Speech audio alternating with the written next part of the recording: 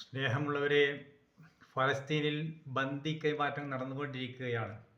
എന്നെപ്പോലെ തന്നെ നിങ്ങളും തത്സമയം അതിപ്പോൾ കാണുന്നുണ്ടായിരിക്കും. നമ്മുടെ സഹോദരങ്ങളാണ് അവർ. 2 വർഷമായി എന്തിൻ്റെ പേരിലായാലും വളരെ യാതന അനുഭവിച്ചവരാണ്. അവരിൽ നിന്ന് പലരും അവരുടെ നാട്ടിൽ അവർക്ക് സമാധാനമായി. അതുകൊണ്ട് തന്നെ പലരും ഇസ്രായേലിൽ നിന്ന് അവിടേക്ക് വരികയാണ്. ഇസ്രായേലി ബന്ദികളെ അങ്ങോട്ട് പറഞ്ഞയക്കുകയാണ്. ഈ ചടങ്ങാണ് അവിടെ നടക്കുന്നത്. ഇത് വിജയകരമായി പൂർത്തിയാവാൻ അള്ളാഹുവിനോട് നമുക്ക് പ്രാർത്ഥിക്കാം.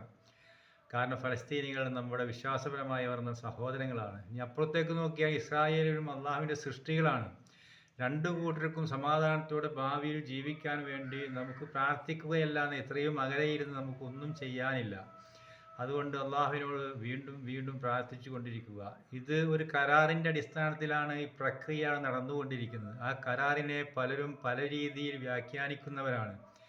ഏത് സമയത്തും ഇത് പരാജയപ്പെടാൻ കാരണമുണ്ട് എന്നാണ് പറയപ്പെടുന്നത്. ശരിയുമാണ്. കാരണം ഒരുപാട് നിബന്ധനകളടങ്ങിയ ഈ കരാറിൽ ഒരുപക്ഷെ ഇസ്രായേൽ അംഗീകരിച്ചില്ല എന്ന് വരാം. ഏതെങ്കിലും ഒരു കരാർ ഫലസ്തീനികൾക്ക് തൃപ്തിയായില്ല എന്ന് വരാം. അങ്ങനെ വന്നാൽ തട്ടിത്തടഞ്ഞുകൊണ്ട് വീണ്ടും ഒരു യുദ്ധത്തിലേക്ക് വരുന്ന ഒരവസ്ഥ ഒരിക്കലും ഉണ്ടാകാതിരിക്കാൻ വേണ്ടി എല്ലാ പ്രശ്നങ്ങൾക്കും പരിഹാരം കാണുന്ന അള്ളാഹുവിനോട് നമുക്ക് കൂട്ടമായി പ്രാർത്ഥിക്കാം. അസ്സലാമു അലൈക്കും.